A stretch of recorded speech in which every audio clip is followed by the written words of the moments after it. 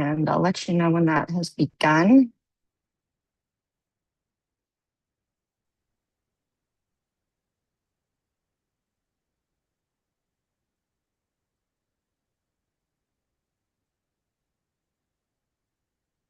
Thanks for coming to the office. Thank you for having us. No, that's Refreshments next time would be, it would be okay. Dave. Okay, we are live on YouTube, everyone, so you can take it away, Kern, or Perfect. Okay. his proxy. Thank you very much, Allison. I appreciate everything you do once again. It's February 24th, 2026, Midco Solid Waste meeting, 12:30 p.m. Fiscal year 2027 budget review and approval, where we're zooming in. Our votes today will be via roll call. So with that being said, I just want to confirm everybody that's here. Obviously, I'm here. Robin is not. Sarah Smith, you're here? I'm here. Okay. Crystal is not here. Allison McKellar is here. Greg Doerr's here. Bilbo, are you there? I am here. Okay, and Michael Thompson, are you there? I am here too. Okay, this indicates that we have a quorum, so we can get started. Allison, do you want to start this with a little thing on your presentation there? That'll be lucky. What's that? Oh, No, you don't. I don't wanna- know. Okay. I don't know where that noise came from, actually. It was the radio. I just shut it off. Oh, okay, that was Beth. Maybe I'm just gonna go ahead and mute you, Beth, for the moment. You can feel free to unmute yourself later. So yeah, let me just pull up the Finance Committee report here. We met once in person for a couple hours in the French conference room, and then also had some back and forth and comments over email. Everybody took a good, hard look at the budget. Basically, the highlights from the Finance Committee report are basically that this is a status quo budget and a status quo assessment to the towns. The total number of $554,164 has remained flat for about 5 years, maybe even more than that. It has been coming down over many years as the facility has slowly transitioned from something that was very heavily financed by taxpayers to something that is mostly funded by user fees. And so that has been the board policy for many years. And that's going to be possible this year to continue, although we do think a hard look at the MSW and construction debris and of course other fees is something that we'll want to continue and do before the next fiscal year. So we've kind of tried to keep the bag fees and the per ton MSW fees consistent for at least 3 years at a time. And so we're coming up on that. We've had these 3-year contracts with waste management and with hauling. And so as those fees change for us, we try to pass those fees along to users so that we don't have to increase taxes. We're in a pretty good position. One of the big things is it does seem like the leachate is coming down a little bit. That's going to continue to be something that we need to monitor really carefully, and also any possible treatment costs that we may end up with due to PFAS or other issues. The wage increases are mostly just things that are baked into the union contract. There's a, what is it, Dave? It's a 3% increase across the board. 3% for- or SSI, whichever is higher. Okay. Then, there's some benefit stuff. Recycling, unfortunately, is it's not the revenue generator that it used to be, but that's something that just really fluctuates. We did have some conversations in the finance committee about ways that we could try to encourage more recycling, especially of some of these higher value items like corrugated cardboard, bulky metal, that kind of stuff. And then also talked about the possible need for like some kind of flow control ordinance, where we make sure that the waste that's collected in the community is kind of part of our system, and that we don't have haulers coming in and taking all of these contracts like outside of the community without us knowing it. So that's just our system operates on an economies of scale system a little bit. So when we have more waste come into our facility, we don't necessarily have to hire like more people to be at the compactor. We don't have to hire, or we don't have to build like new compactors. And our bag fees have built in a little bit of margin so that we can pay for all of the expenses. So since we have all the infrastructure set up, the more of the waste that's generated in the community that actually passes through the transfer station, the better that is for everybody. But that's sort of a larger conversation. The big like fiscal financial health elements that we want to monitor, we don't have the FY25 audit completed yet, but we do have preliminary numbers from Fred Brewer. This is all, keeping our unassigned fund balance above the policy level. So we have kind of that catastrophe fund if of a couple months of operating expenses, plus more if we were to need that. The other things, we do have a few, like the reserve funds are still funded. We have some money in the equipment replacement reserve. Of course, it would be good to always have more. One of the things that we should have a conversation about is this put option reserve, which if you look at the finance committee report, that's at about $70,000. And that's kind of money that's just sitting there, slightly unusable at the moment, because that is money that came back to us when we ended several years ago. We ended the contract, or the contract term ended that we had with the PERC incinerator, and the municipal review committee, which we were all a part of, gave money back to all the towns. And that's why each of the towns has, there were two different payments that came from that.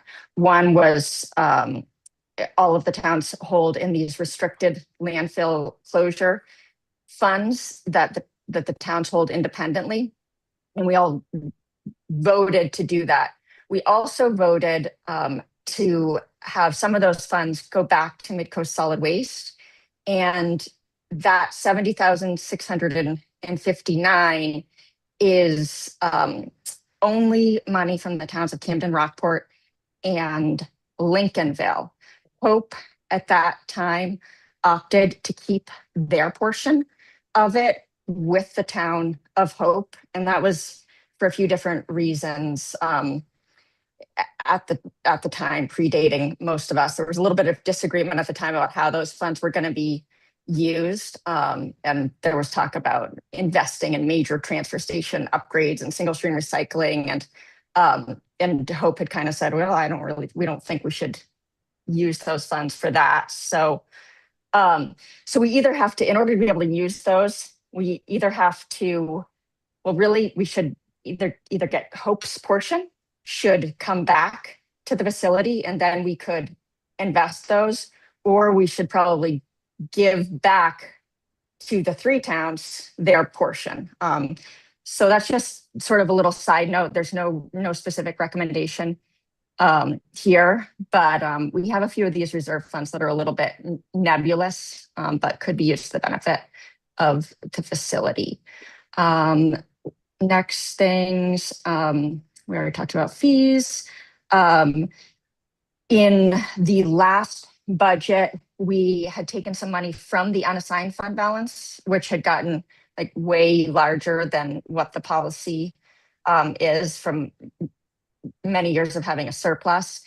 That was transferred into the equipment replacement reserve and also the facility improvement reserve so that we could be in a position to buy more of these MSW containers if a good price were available. That did happen. We got a really good price on those MSW containers. So that in the fiscal year that we're in right now, FY26, we are using 81,000 from that, from the facility improvement reserve. Then there's the bulldozer repairs.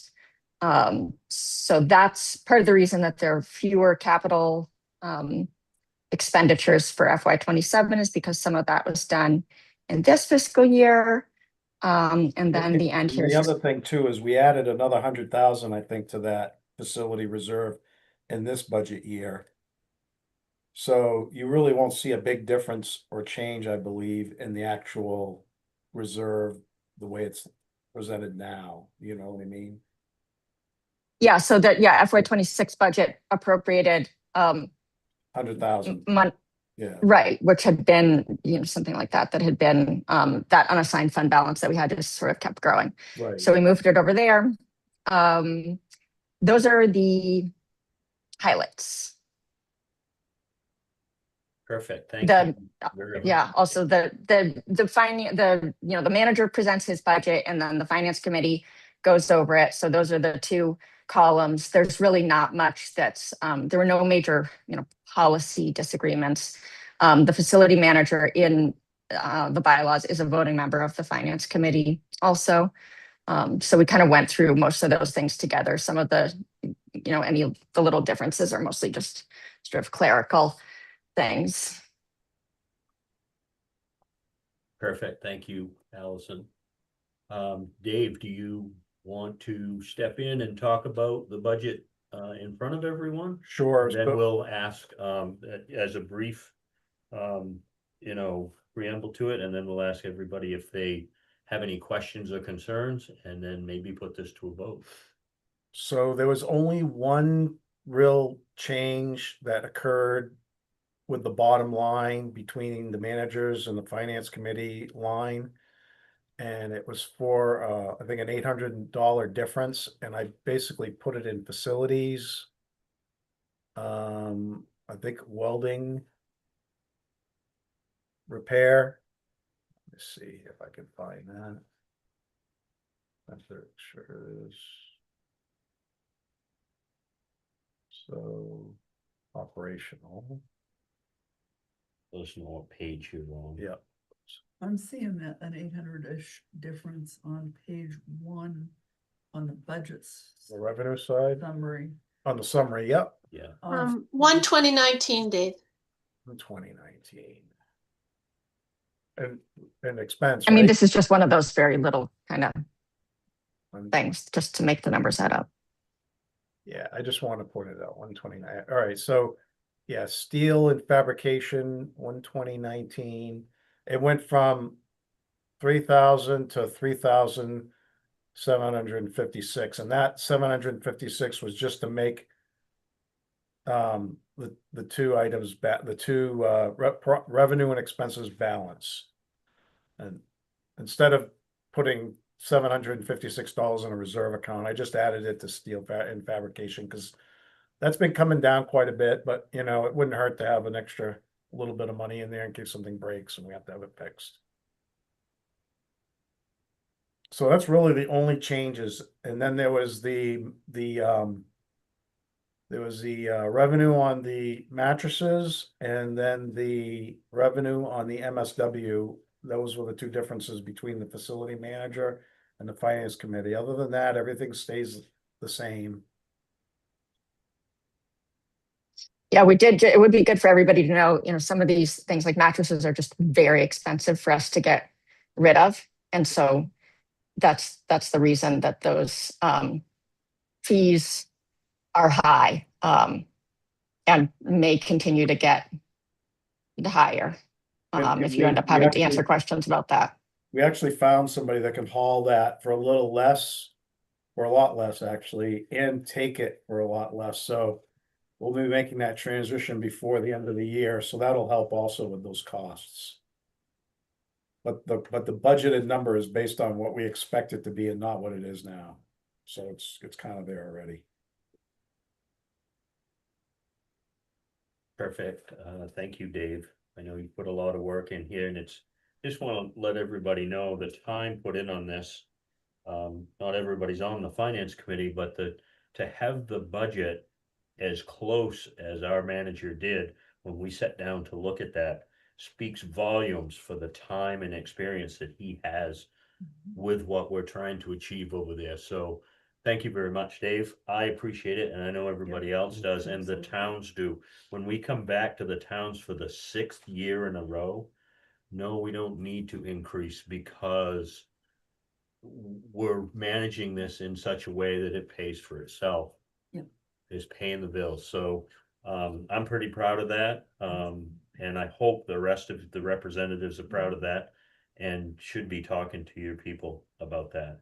Yep. Are there any questions for Dave? Out there in Zoom land?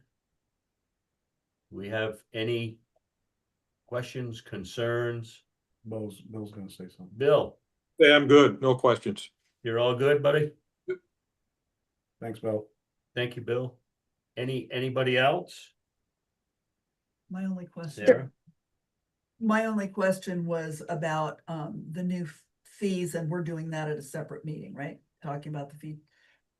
And you mean overall? Yeah, Yes. Yes. Yeah, before the next. budget yeah, year. because I think that it's pretty close to a miracle in modern municipal government to have something come in flat for this many years in a row, given what's gone on in the economy. And it's because of the fees, and I like to build in a little bit of leeway. Me too. And we've had more inflation this last year, and I suspect it will continue for probably the next 3 years. And so I want to make sure that if we're only revising the fees that are put out there to be collected, that we build room to protect ourselves from going into the red by the end of that 3-year period. I agree. Definitely. The Yeah, flow and control is a big part. So Dave Morrison, just on this the flow control thing, or it's not, this isn't really flow control, but Dave Morrison had a show this weekend at the Opera House, and he called me up on Friday, and he couldn't get Wayne Heel to respond to any of his phone calls to get a dumpster for them. They usually have an extra dumpster for this event for all the trash they generate. Nobody returned his call. So he wanted us to pick up the trash and bring it to the transfer station, which is fine, but my point is that this whole Wayne Heel thing, like, he's the only local person trying to do the right thing, which is collect the waste and bring it to our facility, which is when we kind of recuperate some of the infrastructure costs and personnel costs. And Riverside, Casella, and whoever else there is out there is taking it, they're taking the trash away. So they don't pay for anything when they come to the facility, and we lose that, the economies of scale there at a certain point. And you can see in the past 5 years, we've lost about 100 tons each year. So we've lost Yeah. 500 tons in 5 years, roughly. So we need a local contractor who's gonna bring things to us, or we need to talk about how we're gonna create hauling fees or licenses for people from out of town when they come in here, so that we can recoup that money, or at least know who they are. Usually don't let someone haul trash in your town without a commercial hauler's license. So they should have a commercial hauler's license to haul into town. And then the first step, and Allison and I had talked about this a little bit, is you first get them to kind of give you like, you know, what their volume is each year, and then you can kind of calculate what we're losing. Hey, Matt. How you doing? Good, how are you? Yeah, actually, if I'm kind of glad this is being brought up. I did a bunch of research for model ordinances, and it's a lot more common than I had realized. I know Dave was involved in that in Rockland, but it actually seems like it would be quite simple. And I was thinking about trying to push this forward in Camden for this year, even. What seems like it could work pretty easily is an ordinance that would be an identical ordinance that would be passed in each town that would require that commercial haulers picking up trash within the town obtain a license from Midco Solid Waste. And that would, you wouldn't put in the ordinance any of the details about fees or whatever. You would allow Midco Solid Waste to choose that later. But even if we were just to require, okay, if you're going to be Casella or Riverside or whoever coming in and picking up trash, I'm starting to see, like in Camden, at least, even like curbside things left out on the sidewalks and stuff like that. So they would just have to obtain a license, and then at least we could get a start on knowing what's out there. And if there's interest among the board, Robin and I had sort of had a little side conversation during our finance committee meeting about this, that maybe we should, since it's pretty simple and being done in so many other towns, it might be worth it to try to just get something on the ballot for June, requiring a license through Midco Solid Waste, because we could be in a pretty bad situation if all of a sudden, Wayne Heel goes out of business, and there are people that aren't going to come to the transfer station. They just want somebody to pick up their trash, or they just, they're willing to pay for single stream recycling, or, and if we were to lose all of that revenue all of a sudden, we'd be in a pretty difficult situation. So just at least knowing who all the private haulers are, I think is pretty important. Definitely something that we need to have a We're bigger conversation about, and we're really susceptible right yeah, now. we are. Because if Wayne, like she said, if Wayne Heel went out of business and they call Casella, they're not bringing it to us. Yeah. And one of the things that I know, when we talked about this earlier, and I went back to the select board and the folks at Hope, the thought was, yeah, but everybody should be able to go take their garbage wherever they want to, that's most economical for them. So I think from what you've said, the point that we need to make is that by having this commercial hauling license, if I'm understanding it correctly, what that will do is it will help keep costs down for local taxpayers.